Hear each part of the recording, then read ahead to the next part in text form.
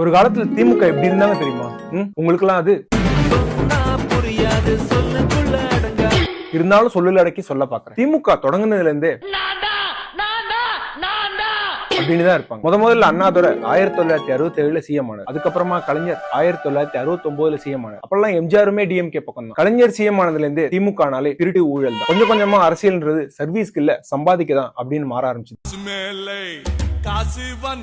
ஒரு பக்கம் மக்கள் எல்லாம் கஷ்டத்துக்கு தள்ளப்பட்டாங்க, இன்னொரு பக்கம் டிஎம்கே இஷ்டத்துக்கு அள்ளி போட்டாங்க. எல்லாமே நல்லா தான் போயிட்டு இருந்தது 1972 வரை. திடீர்னு எம்ஜிஆர் டிஎம்கே பண்ற ஊழல் திருட்டுக்கெல்லாம் கணக்கு கேட்டோன்னே டிஎம்கே அதை சமாளிக்க முடியாம அவரை கட்சியில இருந்து தள்ளி விட பார்த்து அவரு தனி கூட்டத்தை சேர்த்து ஒரே கூத்து. ஆனா டிஎம்கேவோட கொள்கையோ பல கோடி சொத்து. அப்புறமா எம்ஜிஆர் சிஎம் ஆயிட்டார். எது எப்படியோ நமக்கு சோறுதான் முக்கியன்ற மாதிரி நமக்கு சொத்து தான் முக்கியம்னு இன்னொரு பக்கம் கலைஞர் தான் குடும்பத்துக்கு நம்மளால இயன்றது செய்வோம்னு சைட்ல சிறுக சிறுக சேர்த்துட்டு இருந்த புண்ணான காலம் அது. அப்புறமா 1987 எம்ஜிஆர் மறைஞ்சிட்டாரு. அதுக்கு டிஎம்கே காரங்களாம் அம்மாடின்னு சொல்றதுக்குள்ள அம்மா வந்துட்டாங்க. அவங்க வந்தோன்னு டிஎம்கேவை என்னடா இதுன்னு சொல்ல வச்சு கலைஞரை தூக்கி உள்ள வச்சு ஒரே கூத்தா போச்சு. அப்புறம் பல வருஷம் பல மாதிரி போயாச்சு. 2018 பாவம் கலைஞரும் போயாச்சு. அப்புறமா தமிழ்நாடு மக்கள்லாம் அப்பாடான்னு திரும்பி பார்த்தா அப்பா வந்து நிக்கிறாரு. ஆக மொத்தம் தமிழ்நாடு மக்கள்லாம் அப்பாடான்னு சொன்ன வாயில அடப்போடான்னு சொல்ல வச்சவர் நம்ம அப்பா. கலைஞராது குடும்ப அரசியல் பண்ணாரு. ஆனா நம்ம அப்பா சேர்த்த நிதி போதாதுன்னு உதயநிதி இன்ப நிதினு பரம்பரை அரசியலுக்கே பிளான் பண்ணிட்டாரு. கடைசியா ஒண்ணு சொல்றேன், திருட்டுக்கு தொண போறனை பத்தி எனக்கு முக்கியம், அதாவது ஊப்பிக்கல சொல்றேன். இவ்வளவு நாள் நடந்து போயிடுச்சு திருட்டு, இதுக்கு மேல அதை நடக்காம விடுறதுதான் கரெக்ட் அப்படின்னு நினைச்சீங்கன்னா